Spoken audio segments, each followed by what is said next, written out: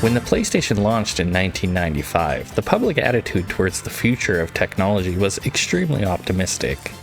CDs and CD players were becoming commonplace, Windows 95 was about to revolutionize the desktop operating system world, and people were about to make the jump to true 3D gaming at home. And what a jump it was! It's hard to get across how big the leap felt from something like the Super Nintendo to the PlayStation.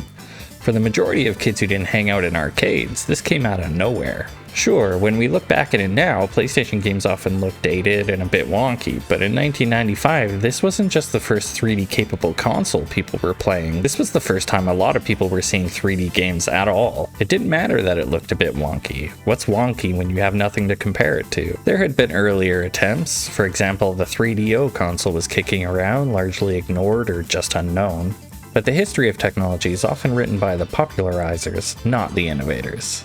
Ridge Racer was released by Namco as a launch title for the PlayStation in North America, and as a game it mirrors the positivity and the excitement of the era while also showcasing the problems developers would have to solve in the 3D age. In particular, translating their design knowledge and sensibilities out of the 2D world while dealing with the new technical demands of the 3D hardware. But Namco were already well positioned to take those challenges on. They were on the cutting edge of 3D games in the arcade and were already engaged in an old-timey knife fight with Sega when the PS1 launched. It's from that gang fight in the arcade that we get Ridge Racer. Often, launch titles act as both tech demo and game, essays that outline the potential of a new system without realizing them.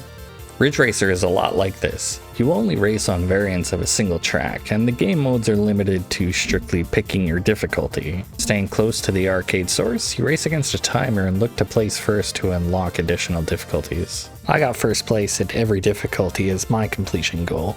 The controls feel very twitchy too, and this is just a common issue with early 3D racing games. Steering with the D-pad is done with careful, short presses, and Ridge Racer has a drift mechanic that takes a little bit of getting used to.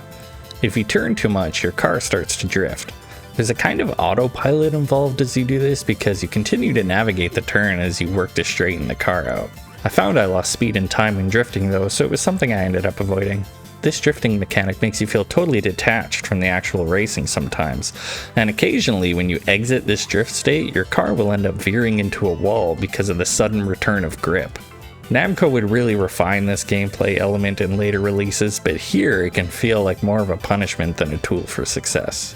But the strength of Ridge Racer isn't in the racing itself, although for 95 it was passable. Ridge Racer absolutely nailed the mood of the time. The art design, music, and overall presentation captured an aesthetic that really set the tone for the PS1 in the early days. It's cool without having to tell you it's cool the way 16-bit mascots did. It's self-assured and positive. Just listen to how ridiculously positive this announcer is. Woo! That was a great counter! You must be one genius of a driver. You've got to teach me! Great job! I got everything on camera so you'll watch it later, huh? You're the greatest! Yeah! It's a new record! Ridge Racer felt modern. I have to point out this hilarious song though. Just... what? I love it, but... huh?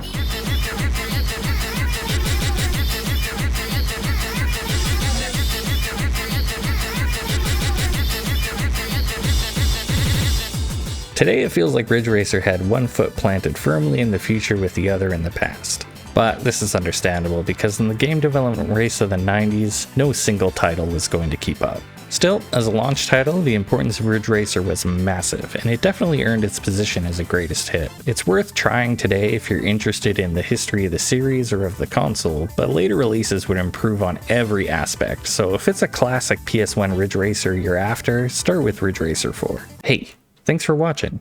You're cool.